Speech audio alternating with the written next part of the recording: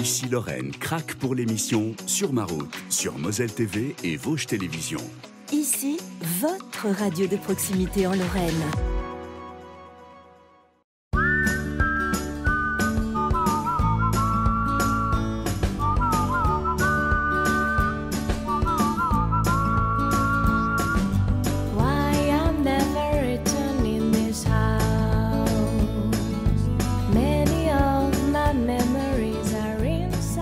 Bonjour chers amis de Sur ma route, mon invité cette semaine est René Drouin. René Drouin, il est le délégué général du Souvenir français en Moselle. Et le Souvenir français en Moselle, ça n'est pas n'importe quoi, c'est la plus grosse délégation en France au sein de cette association que tout le monde connaît, 6500 adhérents, c'est-à-dire à peu près 10% des effectifs français. Délégué général donc du Souvenir français, nous sommes au mois de novembre, un mois souvent dédié à la mémoire. Nous avons beaucoup de choses à nous dire avec le délégué général du Souvenir français. Avec lui, nous serons à la Maison de la Mémoire à Metz, puis nous irons à Noisseville. Vous verrez, il y a un monument qui est tout à fait emblématique de la création, lié à la création du Souvenir français, emblématique aussi de la Moselle annexée par 2 fois. Et puis, à cet endroit, nous rejoindra l'éditeur Sébastien Wagner, édition des Parèges, qui a édité un livre sur l'un des fondateurs du Souvenir français, Jean-Pierre Jean, préfacé par René Drouin. Et puis, nous viendrons ici à Moyeuvre-Grande, dans la ville où mon invité René Drouin était né, 1943, et dont il fut maire pendant 37 ans. Un très long mandat, un tiers de siècle. Pour l'instant, je pars le rejoindre à Metz, à la Maison de la Mémoire. À tout de suite.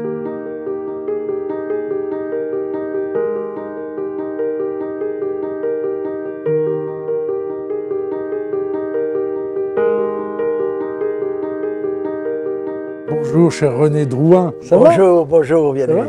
Très bien. Merci de nous accueillir. Ça va. Ici, on est à Metz, on est dans les locaux du Souvenir français, des magnifiques locaux. Puis il y a une partie aussi en musée qui est, j'imagine, accessible au grand public, qui peut venir voir. Bien sûr. On est aux 6 places de France, on le signale. Hein. René Drouin, d'abord sur le Souvenir. Vous êtes délégué général du Souvenir français. Le Souvenir français, c'est une association qui a un maillage extrêmement dense dans toute la France, mais il me semble qu'il y a quand même une particularité avec la Moselle. L'histoire mosellane est complexe. Oui. Même certains Lorrains ne la comprennent pas complètement, certains autres Lorrains ne la comprennent pas complètement. Est-ce que ça fait qu'il y a une relation particulière à l'histoire ici Oui, c'est une histoire singulière, celle d'une annexion. Oui, c'est ça. Avec l'Ukraine aujourd'hui, on comprend ce que veut dire une annexion, beaucoup mieux. La Prusse annexée une première fois en 1870 la Moselle, cela a duré près de 50 ans. Et puis ensuite, Hitler, 39-45, c'est reparti avec ce qu'on sait, le déplacement des populations, la germanisation, bref, un climat épouvantable pour les familles qui supportaient mal cette présence étrangère. Et de ce fait, le Souvenir français de Moselle, en nombre, est le plus important de France. De France, donc. 6500 adhérents, c'est la principale délégation. Ouais. Mais vous qui avez été, alors on va revenir sur votre vie parlementaire, vous êtes aujourd'hui délégué général du Souvenir français, etc. Vous avez d'abord été professeur, alors de mathématiques, d'accord, mais professeur, c'est-à-dire enseignant, vous transmettez. Est-ce qu'aujourd'hui, on sent qu'il y a quand même, en direction des nouvelles générations, ce qu'on appelle les nouvelles générations, on sent qu'il y a une difficulté quand même à transmettre cette histoire-là. Est-ce que ça, vous le ressentez? Est-ce qu'il y a des jeunes dans vos équipes? Oui, de plus en plus. C'est l'objectif que nous poursuivons et nous avançons bien de ce côté-là. Et je suis très surpris lorsque, par exemple, j'ai mis en face de classes de 3e, au moment de la libération des camps de concentration, 3 classes de 3e dans ma ville, à Moyeuvre. Eh bien, lorsque j'ai parlé de mes rencontres avec Lucie Aubrac, avec Raymond Aubrac, qui sont venus témoigner. Ah, vous les avez rencontrés? Ils sont venus rencontrés, oui. Ah oui, d'accord. Ils ont logé chez moi, je les ai rencontrés. Et donc, l'un et l'autre compagnon de Jean Moulin, Ouais. bien entendu, ça représentait quelque chose. Et j'ai vu ce déclic à l'intérieur de l'attention qu'ils pouvaient porter. Ils étaient avec moi passionnés pour en parler. Donc la jeunesse est tout à fait récupérable au plan de l'attention apportée sur l'histoire et sur le sens à lui donner, et en particulier au sein même de la République française. Est-ce que ça veut dire qu'il faut, vous citiez Lucie et Raymond Aubrac, est-ce qu'il faut la personnaliser? Est-ce qu'il faut multiplier les anecdotes quand on raconte cette histoire-là pour attirer l'attention de jeunes qui aujourd'hui sont quand même au milieu de milliers de médias, donc c'est compliqué. On y est contraint. Ouais. Je dirais c'est une manière pédagogique d'aborder les sujets, et une manière qui fait que l'attention portée par le public jeune redouble à ce moment-là. Donc c'est tout à fait naturel d'agir dans ce sens. Un mot, René Drouin. Tout à l'heure, il y avait une signature officielle ici même où nous sommes. En quelques mots, c'était quoi? Si on est curieux, c'est une première au niveau français. Parce que faire que l'armée sorte des lieux finalement qui sont réservés, celui des casernes, et aller vers le public, vers la citoyenneté, c'est du moins ce que nous avons expliqué à 16 jeunes réunis avec leur famille, en leur disant bien qu'ils sont d'abord des citoyens de la République française en devenant des militaires qui porteront les armes. Voilà. Et donc, l'un plus l'autre, c'est aussi avoir conscience en permanence qu'on ne peut pas être l'un sans l'autre. Un soldat, c'est d'abord un citoyen de la République et de ses valeurs. Voilà ce que signifie justement cette signature et cette explication que j'ai tenté de leur donner. Très bien. René Drouin, on est sur votre route. Vous avez choisi comme deuxième lieu le monument de Noiseville, qui est important dans l'histoire du souvenir français. En quelques mots, avant qu'on y aille et qu'on rejoigne Sébastien Wagner, en quelques mots, le souvenir français aujourd'hui, c'est quoi? Quelqu'un qui a envie de dire, tiens, j'ai envie d'aider le souvenir français, qu'est-ce que vous faites? Eh bien, le souvenir français, c'est d'abord l'histoire, qu'il ne faut jamais perdre de vue, garder en mémoire. L'histoire du pays qui a forgé finalement la République française depuis la Révolution jusqu'à la Résistance, pour schématiser. Donc, c'est cela avant tout. Bien sûr, il ne faut pas perdre de vue que ceux qui sont morts pour la France doivent être respectés et que leur mémoire doit être mise sans arrêt en valeur comme exemple. Mais ce n'est pas que cela, c'est leur exemple, mais aussi au sein et au cœur de la République.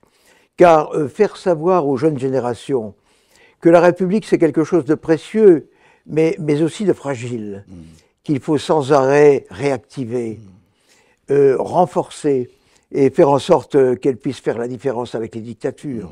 Donc, comprendre que le régime républicain, c'est celui de la démocratie, c'est celui de la liberté. Donc, c'est ça aussi la tâche essentielle que le souvenir français se donne, et en particulier au niveau de Noiseville, puisqu'à Noiseville, eh bien, vous avez un monument qui est un monument de résistance par rapport à l'occupation par les Prussiens. Vous imaginez, en 1908, lorsqu'il a été inauguré, il y avait, dit-on, 100 000 personnes autour du monument.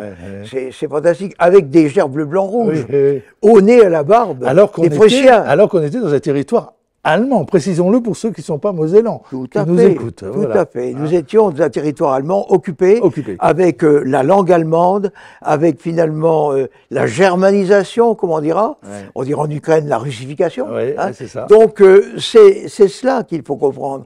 Donc cette chape de plomb qui s'était établie au-dessus de la Moselle et de l'Alsace, eh bien il fallait en sortir. Et des gens comme Jean-Pierre Jean, créateur du souvenir français en Moselle, en 1887, eh bien Jean-Pierre Jean a été le porte-flambeau de cette idée d'attachement à la France.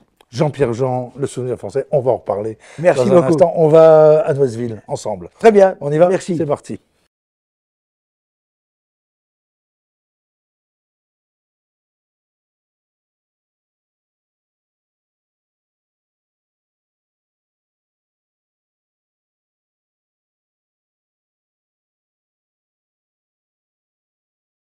Merci de nous avoir rejoints, Sébastien. C'est un plaisir. Ce monument, c'est quand même extraordinaire. Question à tous les deux. Est-ce qu'on peut dire que ce monument, vous avez commencé d'en parler tout à l'heure, René, 1908, c'est ça? L'érection démarre en 1906-1908. Oui. Est-ce qu'on peut dire que ce monument, il est fondateur dans l'histoire du souvenir français? Et de quelle façon il l'est? Sébastien et puis René. Il est fondateur dans le sens où c'est la première fois qu'on érige un monument destiné à la mémoire des soldats français qui sont morts pendant la guerre de 70. Ouais. Il y avait un monument déjà à Chambières, mais il avait été édifié au lendemain du siège.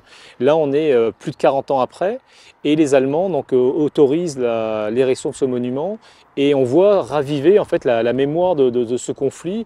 Et les Allemands pensaient qu'au bout de 2 générations, la période française était un petit peu oubliée, et en fait le succès à la fois du projet et de son inauguration a bouleversé on va dire les codes. Mais ça veut dire qu'il y a quand même un paradoxe, c'est-à-dire qu'il y a un sentiment très francophile ici même, mais en même temps ça se passe bien, je veux dire, ce territoire est sous souveraineté allemande, c'est comme ça que je dois dire les choses. C'est ça. Et ça se passe relativement bien. Donc, ça se passe bien parce que le temps a fait son œuvre. Hein. Au bout de 2 générations, c'est quand même beaucoup. Oui, on rappelle que c'est 1870. 70, on est en 1908, 38 donc on ans, est 38 ans, donc presque 2 générations. Et c'est vrai qu'en pays messin, le pays messin est resté francophile, resté francophone. Ouais. Metz un peu moins parce qu'il y a beaucoup de mariages mixtes. Mais c'est vrai qu'il y a une habitude qui s'est prise de vivre à l'heure allemande finalement. Et puis le pays est prospère, les Allemands sont quand même assez coulant sur l'emploi de la langue française, sur les habitudes, donc il n'y a pas eu beaucoup de germanisation finalement dans les faits. Elle n'est pas à confondre avec l'annexion de 40-44. Oui, c'est ça, qui est un truc beaucoup plus brutal. Là, beaucoup plus brutal, voilà, une germanisation forcée. Et un rôle très spécifique joué par les dames de Metz dans cette affaire, hein, qui ont fait de maintenir sans arrêt la mémoire de ceux qui avaient laissé leur vie pour la France. D'accord. Les dames de Metz, je connaissais pas. Les dames de Metz qui ont soigné les soldats français pendant le siège, et elles ont entretenu cette mémoire. Elles ont créé une association pour entretenir les tombes. Il y avait une messe qui existe toujours, une messe annuelle du souvenir français à la cathédrale. Et en fait, ce message des dames de Metz a été repris finalement par le souvenir français en Lorraine et par Jean-Pierre Jean en particulier. D'accord. Alors justement, Jean-Pierre Jean, parlons-en, parce que c'est aussi un personnage qui vous réunit finalement, hein, puisque vous, Sébastien, vous êtes l'éditeur d'un livre sur Jean-Pierre Jean, et vous, René, vous avez écrit la préface, c'est ça? Jean-Pierre Jean, en quelques mots, l'un et l'autre, comment on le présente, quel personnage c'est, quelle personnalité, comment il arrive là, comment il arrive comme cofondateur de cette association? C'est quelqu'un de francophile et de déterminé, de passionné, au service de la France, qu'il n'a jamais oublié et délaissé. Et c'est la raison pour laquelle, en créant le souvenir français, il est le fondateur du souvenir français en Moselle, pour la Moselle. Et puis évidemment, à l'origine de la création de ce monument. Et puis créateur, à ce moment-là, à peu près à la même époque, il y a l'Alsace aussi qui crée. Il y a un Alsacien qui crée le souvenir français en Alsace. Il y a Auguste Pinet en Alsace, et c'est vrai que le souvenir français est créé en France. Jean-Pierre Jean crée finalement le souvenir français en Lorraine annexée, dans l'actuelle Moselle, ce qui ne va pas aller sans problème, parce que les Allemands vont se dire mais c'est une association qui œuvre en territoire allemand, donc ça pose souci, et on finira finalement par créer, ça va être interdit, et donc Jean-Pierre Jean créera le souvenir alsacien-lorrain, mais dans l'esprit du souvenir français en terre locale. Et c'est vrai que Jean-Pierre Jean, pour comprendre aussi, il est né en 1872. Donc au lendemain du conflit, il naît allemand, alors qu'il se sent évidemment français par toutes ses fibres, au point que même la guerre de 14, il va la faire dans l'armée française. Donc un personnage haut en couleur, et c'est vrai qu'il va remuer ciel et terre pour obtenir l'autorisation d'ériger ce monument à Nosville. Mais est-ce qu'on peut parler entre 1870 et la Deuxième Guerre mondiale, c'est la Troisième République, hein, tout ça, tout à fait. Avec des gens comme Jean-Pierre Jean, est-ce qu'on peut parler d'une république de la mémoire, où s'éveille la mémoire vraiment, parce qu'il y a aussi l'école avec Jules Ferry qui va arriver, etc. Est-ce qu'on peut parler d'une république de la mémoire ou du souvenir qui s'éveille à ce moment-là avec des gens comme Jean-Pierre Jean? Jean-Pierre Jean n'a jamais oublié. Et convaincu évidemment que la reprise de l'Est alsacien et de la Moselle est une mission véritablement essentielle pour laquelle il faut se battre. Et par conséquent, donc, ce combat, évidemment, il l'a partagé par la création du souvenir français. Donc Jean-Pierre Jean, Sébastien, il y a un livre qui vient de paraître au Parège sur Jean-Pierre Jean. Qu'est-ce qu'on retrouve dans ce livre? C'est un livre de Nicolas Honnecker-Lapère qui a réalisé un travail colossal en archives. Il a fait plus de 5 ans de travail pour réaliser ce livre, sachant qu'il a grandi lui-même, il a été biberonné au souvenir français. Et on découvre en fait un personnage très intéressant parce que à travers le parcours de Jean-Pierre Jean, en fait, on a le parcours de la Moselle, parce qu'il est né en 1972, donc on a ce parcours de la période dite de l'annexion. Il y a la Première Guerre mondiale où il s'engage dans l'armée française. Et au retour à la France, il devient député sur la même liste que Robert Schuman. Ah oui, d'accord. Donc il fait un mandat avec l'Union républicaine Lorraine. Après, il va même essayer de briguer la ville de Metz, mais en fait, Jean-Pierre Jean, c'est un autodidacte professionnellement et en politique aussi. Donc c'est pas un homme d'appareil, c'est pas un homme de parti. Et finalement, sa défaite aux législatives en 1925 va lui permettre de se recentrer sur le souvenir français et il va continuer à œuvrer quasiment jusqu'à sa mort. Et malheureusement pour lui, en 1940, il doit quitter le territoire parce que Metz s'est annexé de fait et il fait partie des personnalités qui sont ciblées. Il s'installe à Paris, en région parisienne, chez sa fille, où il va mourir en 1942. Donc il ne verra pas Metz et la Moselle redevenir française en 1944. Et puis un deuxième livre, non, sur cette époque, sur le monument. Sur le monument, voilà, il faut qu'on en parle aussi. Dit, donc, qui a été écrit par Bernard Polineau, Francis Pochon, François Hoff et moi-même. Et là, qui retrace toute l'origine du monument et sa vie jusqu'à aujourd'hui, parce que le monument a été érigé en 1908, c'est un événement colossal à cette époque-là, mais le monument va traverser les périodes compliquées de l'histoire de la Moselle, les 2 guerres mondiales. Pas oublier qu'en 1940, le monument ne va pas être détruit par les autorités allemandes, alors qu'en Alsace, l'équivalent qui est à Wissembourg, qui a été érigé par Auguste Pinaire, va être détruit par le Gauleiter en Alsace. Et c'est un monument qui va subir des tempêtes aussi, il va être abîmé par les affres du temps, jusqu'au vol de 1921 et sa renaissance en 1923. Et ce deuxième livre a été primé, ou va être primé, je dis une bêtise ou pas? Non, c'est la biographie de Jean-Pierre Jean qui est primée. C'est la biographie de Jean-Pierre Jean. Qui a été primée hier par l'Académie nationale de Metz. Génial. Voilà, donc c'est une grande nouvelle, une bonne fierté. Et puis mes félicitations à l'auteur Nicolas Honnecker-Lapère. Et puis on salue l'Académie nationale de Metz au passage, une belle institution. Donc le livre je crois que vous avez préfacé, vous René, Nicolas Honnecker. Voilà. Je crois que l'attachement à la France, vu de Paris, si le monument a servi à commémorer les morts pour la France en 70, eh bien, a prouvé, vu de Paris, qu'il y avait un attachement mosellan à la France. Et ça a confirmé la volonté de récupérer cette province qui avait été annexée. Noissevilloise, je ne sais pas si ça se dit. Oui. Je ne veux pas être mal vu dans le village. Hein. Je crois que c'est ça. Noissevilloise, c'est magnifique. Et nous, on poursuit à Moyeuvre. Merci beaucoup. Merci Sébastien. Merci Vianney.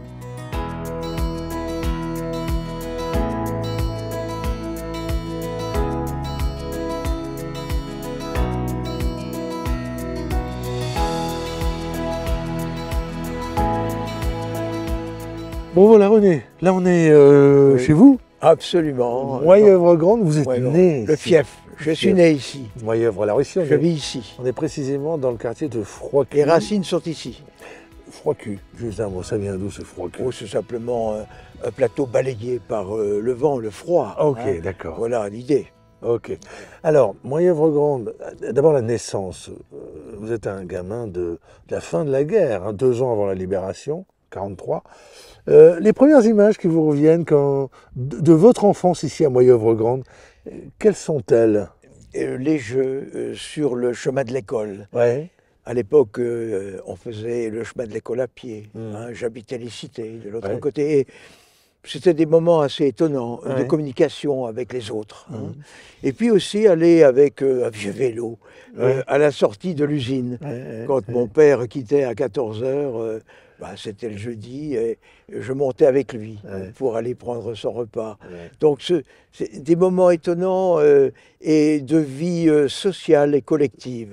C'est surtout cela, le souvenir que j'en ai. Parce que votre papa était travaillé Mon père travaillait chez Wendel. Chez Wendel, d'accord. C'était un des salariés de Wendel. De toute façon, il n'y avait pas le choix.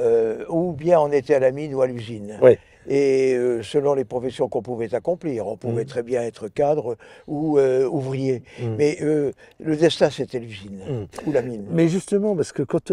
alors, on va y venir, puisqu'il y a quand même un moment là, dans les années 70 ou 80, vous allez nous le dire, ça s'effondre quand même, tout s'effondre.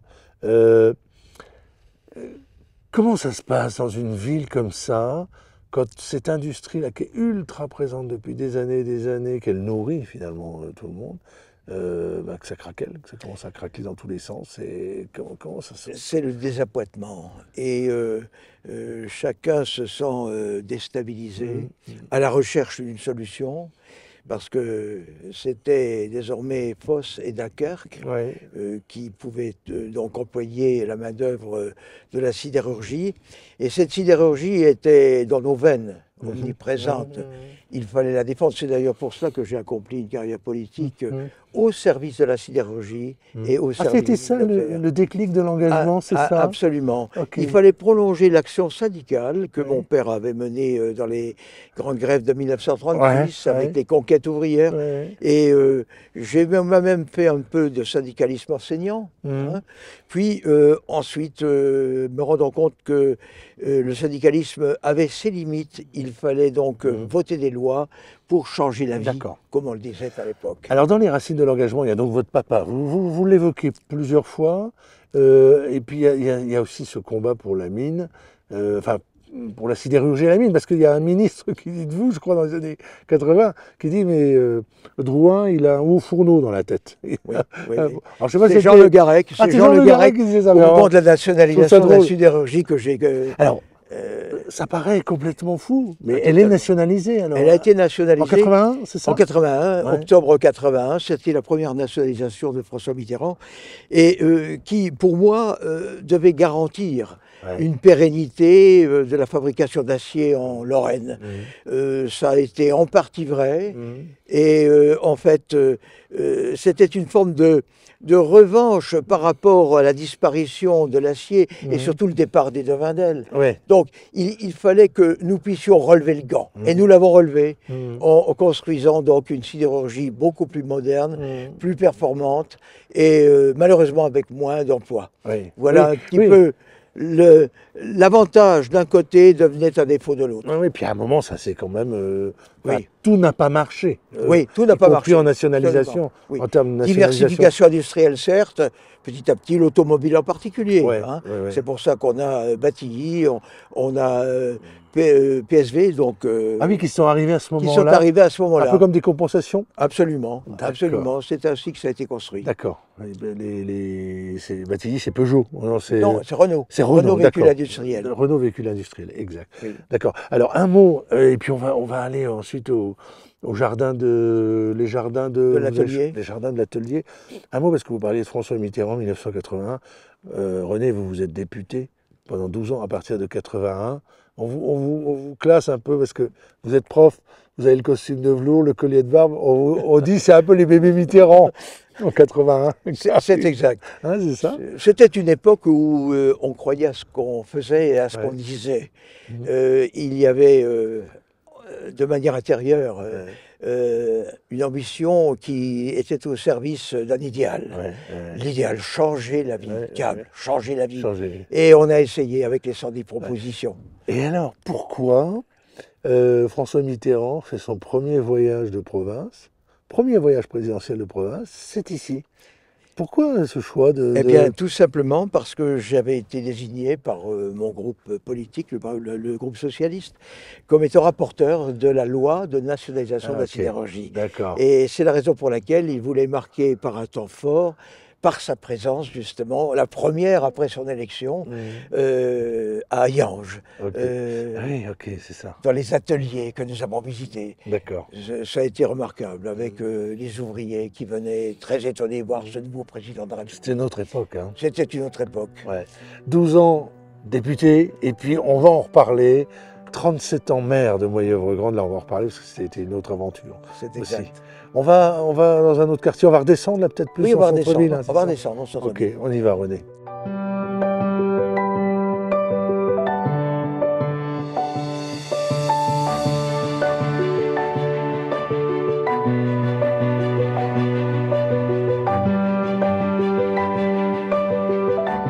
Bon René, dernière séquence. Alors ici on est au cœur de la ville, on est redescendu On est presque au cœur de la ville. C'est très particulier quand même ici. Que oui. C'était quoi? C'était l'espace de l'ancienne usine. Ouais.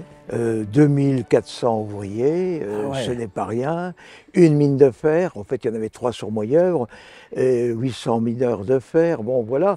Et ici nous avions évidemment les laminoirs, les hauts fourneaux, et puis les ateliers. Donc sur ce grand espace-là. Sur l'ensemble de l'espace jusqu'à la rivière qui s'appelle l'Orne. D'accord. Voilà. Et quand vous êtes maire, bon alors après toute la crise qu'on a connue, qu'on a évoquée, oui. C'est quoi? C'est un hommage, c'est un clin d'œil de réhabiliter ce parc et de conserver ça? Oui, cela a été ma volonté.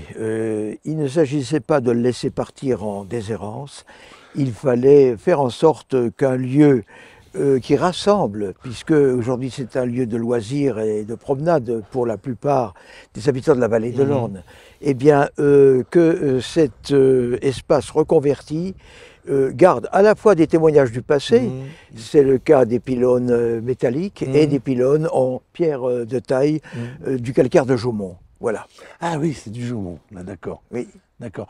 Alors vous avez été, on n'a pas le temps évidemment de tout évoquer, vous avez été aussi le cofondateur avec Jean-Pierre Kéchuida de l'association des minières, des villes minières de France, comme ça qu'on dit. L'association des communes minières de France. Communes minières. Est-ce qu'elle existe toujours? Est-ce qu'elle a toujours une activité, cette association? 360 communes aujourd'hui. Ouais. Nous étions dans le bassin houiller à Folquemont. Ah oui. C'était la semaine dernière pour parler justement de la nappe d'hydrogène et de méthane qui est conséquente en sous-sol. Donc on continue après avoir fait les mines, l'après-mine et aujourd'hui bien entendu recherche de nouvelles sources d'énergie puisqu'il y a un véritable gisement extraordinaire d'ailleurs qui va être exploité. Ok, oui parce qu'il y a eu, on a oublié d'en parler, on peut pas.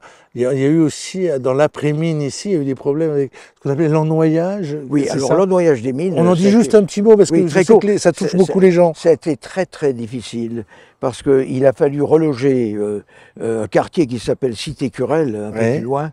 Eh bien, il a fallu reloger une 60-70 personnes du jour au lendemain parce que les maisons menaçaient d'effondrement à la suite de l'ennoyage. Voilà. Donc ça a été un épisode très conséquent. En tant que maire, il a fallu s'en occuper. Et je pense qu'on est sorti par le haut dans cette affaire. 37 ans maire, vous êtes devenu un observateur aujourd'hui de la vie de Moyeuvre-Grande. Absolument. Ouais. Mais un mot quand même sur la... On dit que la démocratie française ne fonctionne plus bien. Ça, chacun jugera. Mais finalement, la démocratie locale, est-ce qu'elle n'a pas des choses à montrer aux autres? Est-ce qu'elle ne fonctionne pas si mal, la démocratie locale? Je ne sais pas ce que vous en pensez. Ça dépend des communes. Ouais. Certaines communes, évidemment, sont très vivantes grâce au réseau associatif. D'autres le sont beaucoup moins. Il faut avoir contact avec les habitants en permanence. Et quand on est maire d'une commune de cette importance et avec son histoire, il faut aimer les gens. Proximité, proche d'eux, au quotidien. Faire en sorte que ceux-ci puissent s'identifier à vous-même. Et ça a toujours été, évidemment, mon point de vue, ma façon d'agir, ce qui a fait que j'ai duré longtemps. Oui, 37 ans. Il faut aimer les gens. Bon, on va terminer là-dessus, René Drouin. Bien sûr. Merci. Très bien. De nous avoir accueillis chez vous. Très bien, merci. Ici à Moyeuvre-Grande. À bientôt sur ma route. Merci pour vous.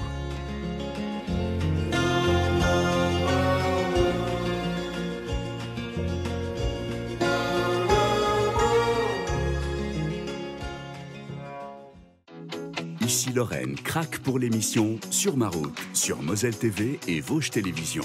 Ici, votre radio de proximité en Lorraine.